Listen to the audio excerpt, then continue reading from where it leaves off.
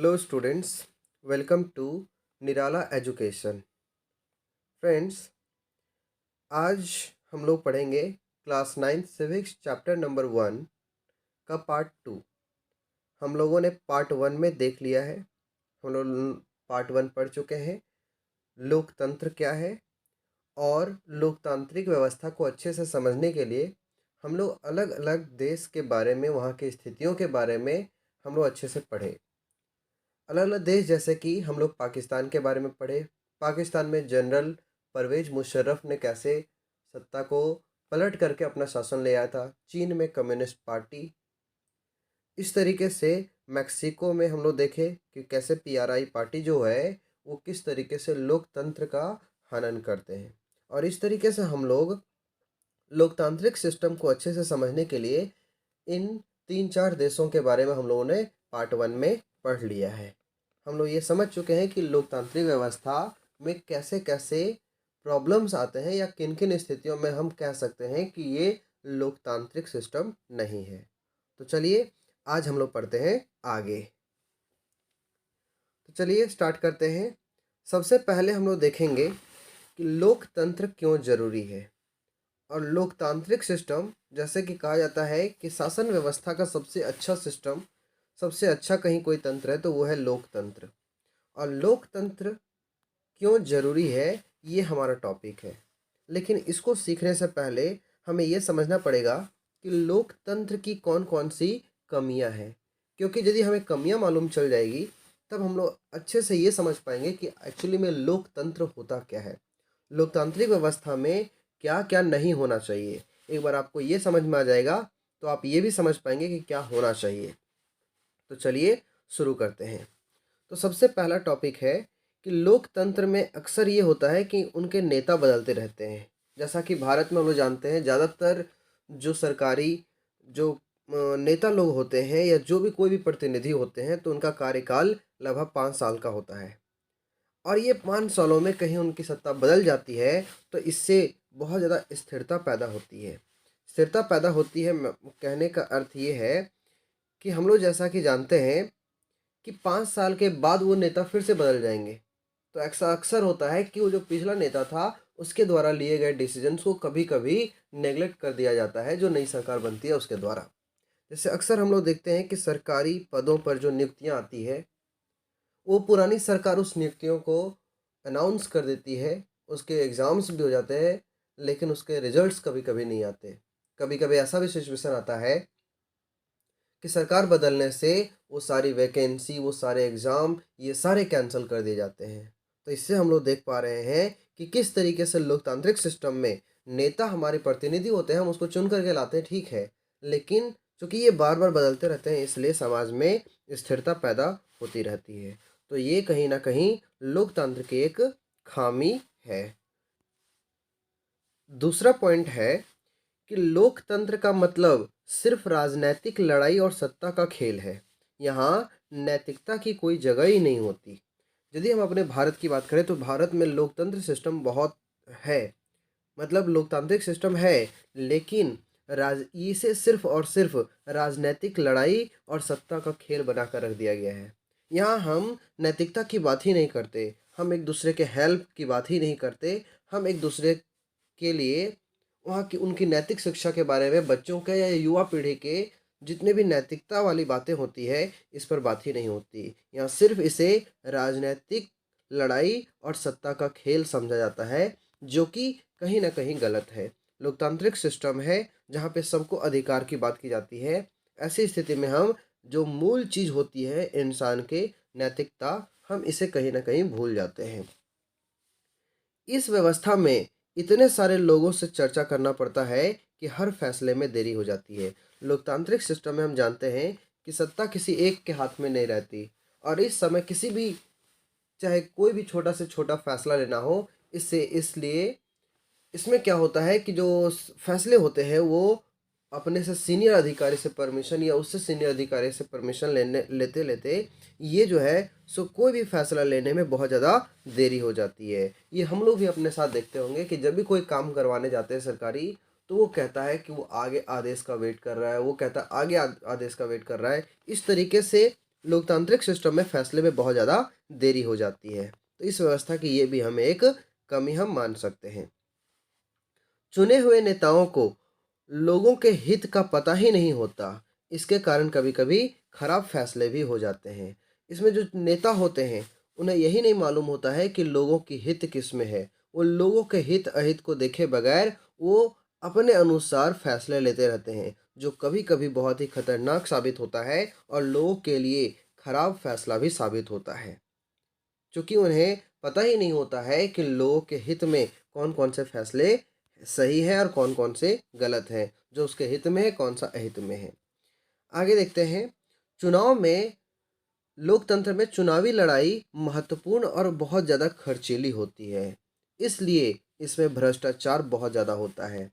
अब हम लोग देखते हैं भारत का चुनावी प्रक्रिया, तो इसमें बहुत ज़्यादा भ्रष्टाचार होता है, क्योंकि यहाँ पे जो चुनावी लड़ाई होता है इसमें इसको काफ़ी ज़्यादा खर्चीली बता दिया जाता है। इसे खर्चीली बना दिया जाता है एक्चुअली। जितने भी लोग होते हैं, कुछ जो पूंजीपति होते हैं या जिसके जो धनी फैमिली से होते हैं, ऐसे लोग अपने पैसे के बलबूते चुनावी लड़ाई को अपने पैसे के दम पे जीत जाते हैं और इस तरीके से भ्रष्टाचार बढ़ता चला जाता है। वो अपने पैसे के दम पे, चाहे वो रिश्वत हो या किसी भी तरीके से अपने धन का उपयोग करके और इस चुनावी लड़ाई में अपने आप सत्ता में जीत हासिल कर लेता है। इससे क्या नुकसान होता है? सामान्य लोगों को अच्छा या बुरा का पता नहीं होता, इसलिए उन्हें किसी चीज़ का फैसला नहीं करना चाहिए। कहने का तात्पर्य ये है कि यहाँ पे वो पैसे के बल पे आपके वोट को खरीदने के लिए आता है और हम, चूँकि हमें अपने अधिकारों का पता नहीं होता, हमें अपनी स्थितियों का पता नहीं होता, हमें अच्छे बुरे का पता नहीं होता, इसलिए हम उसके झांसे में भी आ जाते हैं, हम उसके रिश्वत का शिकार भी हो जाते हैं और इस तरीके से हमें ही पता नहीं होता कि हमारे अधिकार क्या है। ये मताधिकार जो है वो हमारा संवैधानिक अधिकार है और इसका उपयोग हमें किस तरीके से करना चाहिए, ये शायद हमें पता नहीं होता। तो सामान्य लोग कभी-कभी अच्छे या बुरे का पता नहीं होने के लिए, अच्छा ज्ञान ना होने के अभाव में वो कभी-कभी गलत फैसला कर देते हैं। आगे देखते हैं, अतः अतः लोगों को इसके बारे में जानकारी होना चाहिए, उन्हें अपने अधिकार का पता होना चाहिए, उन्हें ये जागरूकता कार्यक्रम चलाना चाहिए जिसके तहत वो जान सके कि उनका अधिकार क्या है और वो सही नेता का चुनाव कर सके। इसमें एक और बड़ी खामी हो जाती है कि लोकतंत्र में इन सभी भ्रष्टाचारों को देख करके, इन तमाम तरीके के गलत चीज़ों को देखते हुए समाज में लोग चुनाव में जो अच्छे लोग होते हैं वो भी आने से डरते हैं। वो भी इसे बुरा समझ करके और कभी भी राजनीति में नहीं उतरते। जबकि चुनावी प्रक्रिया या किसी भी देश का शासन एक अच्छे और समझदार व्यक्ति के हाथ में, पढ़े लिखे व्यक्ति के हाथ में कहीं हो, तो समाज सुचारू रूप से और अच्छे ढंग से चलता है। तो ये सब हम लोगों ने देखा कि किस तरह से ये लोकतंत्र का कहीं ना कहीं कमी है। अब हम लोग बात करते हैं आगे, लोकतांत्रिक पक्ष में तर्क या लाभ। अब हम लोग बात करेंगे कि लोकतंत्र के लाभ क्या हैं। हम लोग ये देख लिए उसके कमी कौन कौन से हैं, इसके खामी क्या क्या है। अब हम लोग देख रहे हैं कि इसके लाभ क्या हैं। तो सबसे पहला लाभ जो हमें होता है ये है कि लोकतांत्रिक शासन प्रणाली में लोगों के ज़रूरत के अनुरूप कानून बनाने वाली सबसे अच्छी प्रणाली है।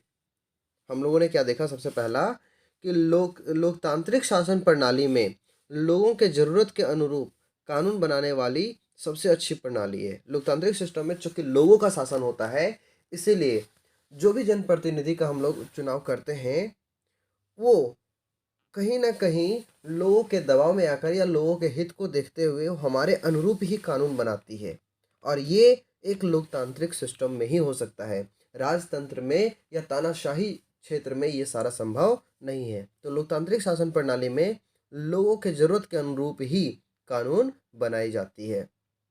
दूसरा, लोकतंत्र फैसले के गुणों को बेहतर बनाती है, क्योंकि जब हम वो जानती है, लोकतांत्रिक सरकार जो भी आती है वो जानती है कि कहीं आज हम अच्छे फैसले नहीं लिए, जनता के हित में अच्छे फैसले नहीं लिए, तो अगले बार जनता हमें सत्ता में आने का मौका नहीं देगी और इसलिए लोकतंत्र फैसलों के गुणे को बहुत ज़्यादा गुणों को बहुत ज़्यादा बेहतर, मतलब वो बहुत ही अच्छे फैसले लेता है, समाज में जनता के हित में फैसले लेता है।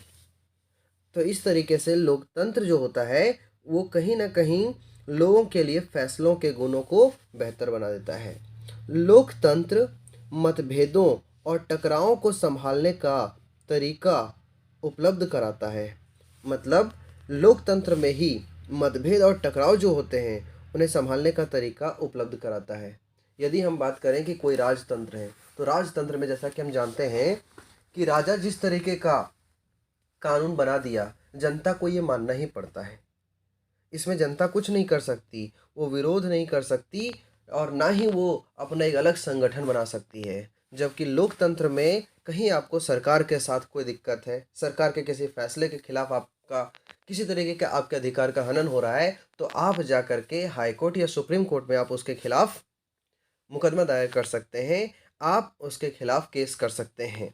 तो इस तरीके से हम देखें कि लोकतंत्र में मतभेद और टकराव को संभालने का एक तरीका उपलब्ध कराता है। आगे देखते हैं अगला पॉइंट। तो लोकतंत्र नागरिकों का सम्मान भी बढ़ाता है। जैसा कि हम जानते हैं कि लोकतंत्र हम सबको मौलिक अधिकार या ऐसे बहुत सारे अधिकार देते हैं जो हमें किसी एक देश का एक अच्छा नागरिक बनाने में हेल्प करता है। तो ये नागरिकों का कहीं ना कहीं सम्मान भी बढ़ाता है, क्योंकि हमारे से ही सत्ता है और सत्ता जो भी हमारे बीच में जनप्रतिनिधि आते हैं वो हमारा सम्मान किए बगैर वो कभी भी सत्ता टिका करके नहीं बैठ सकती, जबकि राजतंत्र या तानाशाही शासन में ऐसा संभव नहीं होता। लोकतांत्रिक व्यवस्था दूसरों से बेहतर होती है क्योंकि इसमें हमें अपनी गलती ठीक करने का अवसर भी मिलता है।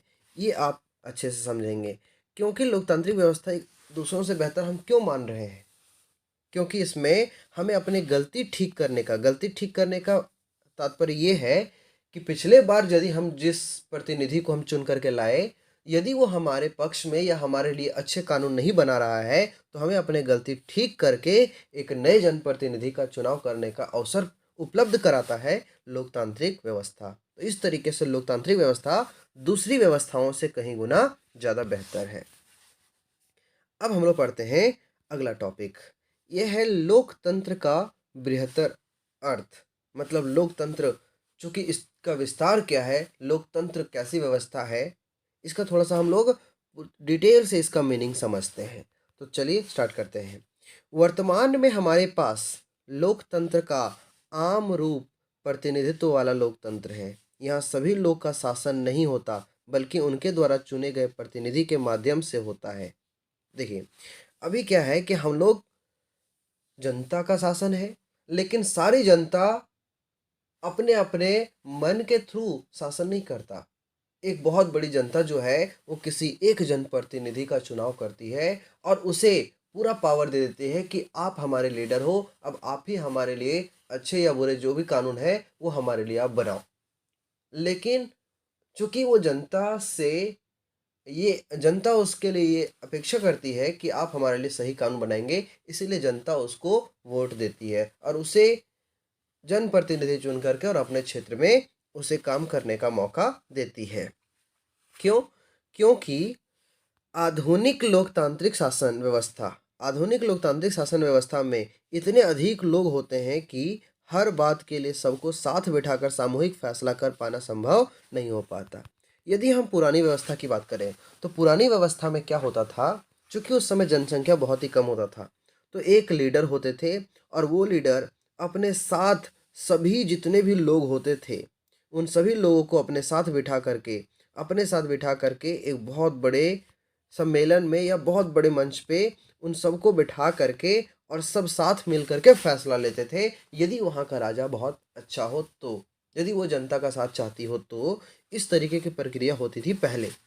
लेकिन वर्तमान समय में, आज के समय में हम देख पा रहे हैं कि बहुत ही ज़्यादा आज की जनसंख्या बहुत ज़्यादा है और इतने बड़ी संख्या में जो है लोगों को एक साथ एकत्रित करके और सारे फैसले लेना संभव नहीं है। इसीलिए ये बहुत ज़रूरी हो जाता है कि हम सारे जनता मिल करके किसी एक जनप्रतिनिधि को चुने जो हम सभी को रिप्रेजेंट करे और वो हमारे लिए सारे कानून बनाए।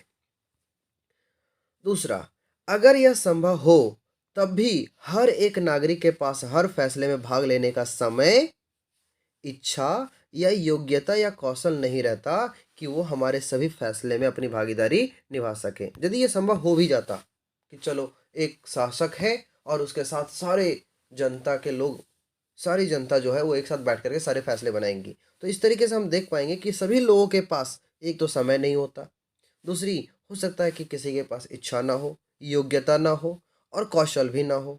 यदि इन सबका अभाव हो जाएगा तो इस स्थिति में हम सभी जनता का सहयोग नहीं ले सकते, और ऐसी स्थिति में भी ये जरूरी होता है कि हम किसी एक जिसके पास समय भी हो, जिसके पास इच्छा भी हो, योग्यता और कौशल भी हो, ऐसे जनप्रतिनिधि को जब हम चुनते हैं तो हम सबको एक साथ फैसले में शामिल होने का जरूरत नहीं होता। हम जिसे चुनते हैं वो चूंकि वो हमारे प्रतिनिधि है, तो हमारे लिए जो सही गलत इन सबको समझ कर हमारे लिए फैसले बनाता है। अब देखिए आगे, लोकतंत्र और अच्छे लोकतंत्र में क्या अंतर है। एक है लोकतंत्र, दूसरा अच्छे लोकतंत्र, इसमें क्या डिफरेंस होता है। देखिए, लोकतंत्र सरकार का एक रूप के अलावा एक संगठन भी होता है। कहीं हम लोकतंत्र की बात करें तो वो सरकार का एक रूप तो होता ही है, लोकतांत्रिक सिस्टम सरकार बनाने का एक व्यवस्था है, लेकिन इसके अलावा एक संगठन भी है, एक ऑर्गेनाइजेशन भी है। समझ लीजिए लोगों के ग्रुप है, जनता के सपोर्ट के साथ एक बहुत बड़ा संगठन है ये। एक लोकतांत्रिक निर्णय सर्वसहमति से लिया जाना चाहिए, चाहे वो शक्तिशाली हो या नहीं। सबसे पहली बात कि यदि हम अच्छे लोकतंत्र की परिभाषा देखें तो इसमें लोकतांत्रिक सिस्टम में जितने भी निर्णय लिए जाने चाहिए वो सर्वसहमति से लेने चाहिए। अब सर्वसहमति मतलब हर एक जनता से जाके पूछेंगे नहीं, लेकिन वो जनता का जो प्रतिनिधि है उसका उसमें भागीदारी होनी चाहिए, उसकी सहमति होनी चाहिए। इस तरीके से हम कह सकते हैं कि इसमें सर्वसहमति से ये सारे फैसले लेने चाहिए, चाहे वो जनप्रतिनिधि बहुत ज़्यादा शक्तिशाली हो, किसी बड़े राज्य का जनप्रतिनिधि हो, या छोटे ग्रुप लोगों का हो, या दलित का हो, या धर्म का हो। इन सबसे ऊपर उठ करके हमें सबकी सहमति से फैसले लेने चाहिए। ये एक अच्छे लोकतंत्र की पहचान होती है। यह सरकार, परिवार या दूसरे संगठनों के लिए भी लागू हो सकता है। अब ये लोकतांत्रिक सिस्टम सिर्फ सरकार बनाने में ही नहीं, ये हमारे परिवार के साथ भी हम लोग कर सकते हैं, या दूसरे संगठन भी ऐसा कर सकते हैं, जैसा कि हम अपने परिवार में भी करते हैं। जो हमारे परिवार में जो सबसे बुजुर्ग होते हैं, या जो सबसे समझदार होते हैं, जो परिवार का हेड होते हैं, उनके साथ भी ऐसा होना चाहिए कि वो परिवार के बाकी सभी मेंबर्स के साथ सर्वसहमति से ही कोई फैसला लें, और तभी एक परिवार अच्छे तरीके से चलता है। अदरवाइज वो परिवार अच्छे से नहीं चलता, वो टूट जाता है, बिखर जाता है, रिश्ते खराब हो जाते हैं। अतः हम लोग ये समझ चुके हैं कि लोकतांत्रिक सिद्धांत जीवन के किसी भी स्तर पर लागू हो सकता है। ये सिर्फ सरकार के लिए नहीं, बल्कि जीवन के किसी भी स्तर पे, किसी भी परिवार के लिए, किसी भी ऑर्गेनाइजेशन के लिए ये सभी सिस्टम लागू हो सकते हैं, इसे लागू किया जा सकता है। तो आप लोगों ने ये अच्छे से देख लिया कि लोकतंत्र और अच्छे लोकतंत्र में क्या अंतर होता है, हमें किस तरीके से शासन व्यवस्था चलाना चाहिए। कभी कभी हम लोग लोकतंत्र शब्द का प्रयोग सरकार के लिए नहीं, बल्कि एक आदर्श शासन के रूप में भी करते हैं, और ये करना भी चाहिए कि हम लोग सिर्फ सरकार के लिए नहीं, कि हाँ हम लोग डेमोक्रेटिक कंट्री में रह रहे हैं, लोकतांत्रिक सिस्टम में रह रहे हैं, ऐसा ही नहीं होना चाहिए, बल्कि एक आदर्श शासन होना चाहिए जिसमें जो जनप्रतिनिधि है वो सिर्फ इसे चुनावी खेल बना के ना रख दे, सत्ता का लोभी ना बन के रह जाए, वो लोगों के बीच बैठे, नैतिकता की भी बात करें, लोगों को एकजुट बना के रखे, ये उसका क्वालिटी होनी चाहिए। अतः इस देश में वास्तविक लोकतंत्र तभी आएगा जब किसी को भूखे पेट सोने की जरूरत नहीं रहेगी।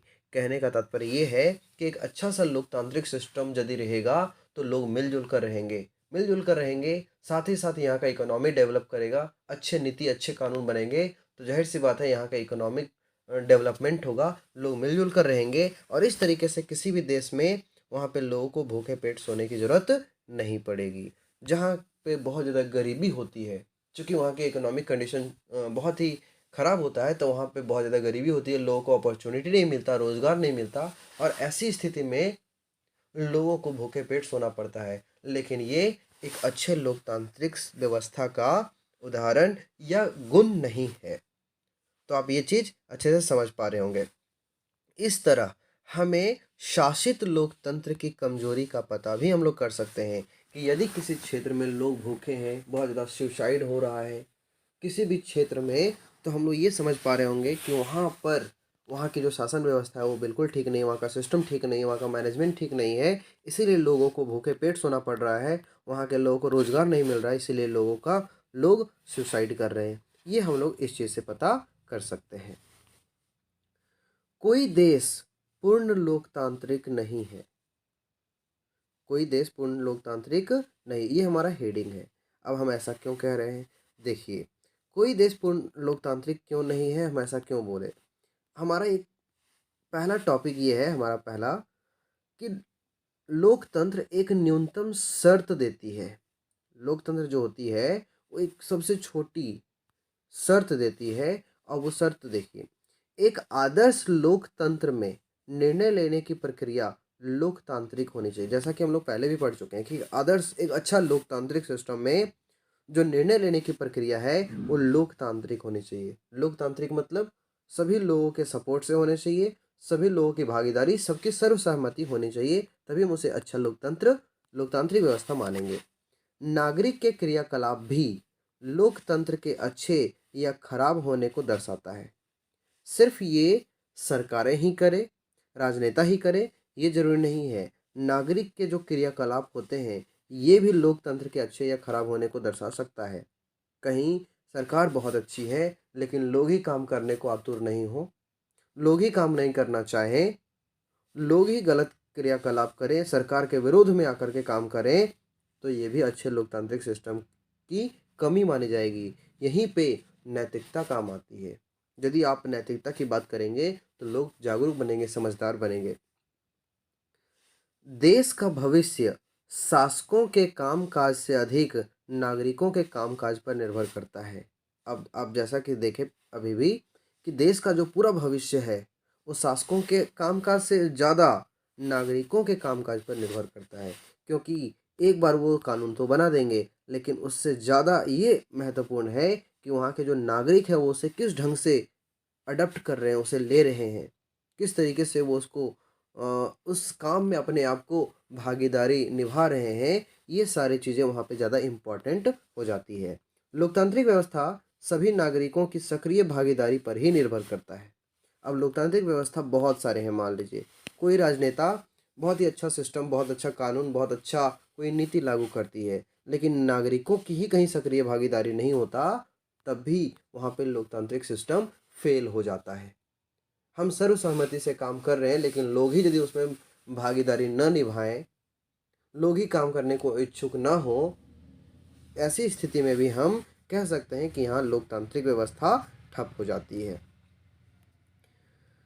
तो यही वो है लोकतंत्र की मुख्य विशेषताएं। अब जब हम वो पूरा चैप्टर पढ़ लिए हैं तो पूरा चैप्टर पढ़ने के बाद हम ये चीज़ अच्छे से बता सकते हैं कि कौन कौन सा ऐसा व्यवस्था है या किन किन स्थिति में हम ऐसा कह सकते हैं कि ये एक बहुत ही अच्छा, एक मिनट, लोकतंत्र की मुख्य विशेषताएं। अब पूरा चैप्टर पढ़ने के बाद हमें ये चीज़ अच्छे से समझ में आ जाएगा कि लोकतंत्र की कौन कौन सी मुख्य विशेषताएं हैं।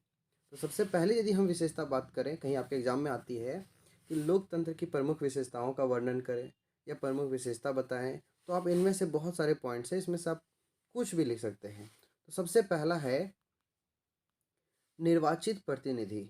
लोकतंत्र का सबसे पहला खासियत, सबसे पहला विशेषता यही होनी चाहिए कि जो जनप्रतिनिधि हो, जिसे भी हम चुन करके लाएं, वो निर्वाचित होना चाहिए। निर्वाचित कहने का तात्पर्य ये है कि वो जनता द्वारा चुना जाना चाहिए। लोकतंत्र में अंतिम निर्णय जनता द्वारा चुने गए प्रतिनिधि ही लेती है। ये कानून का निर्माण तथा सरकार की नीतियां निर्धारित करते हैं।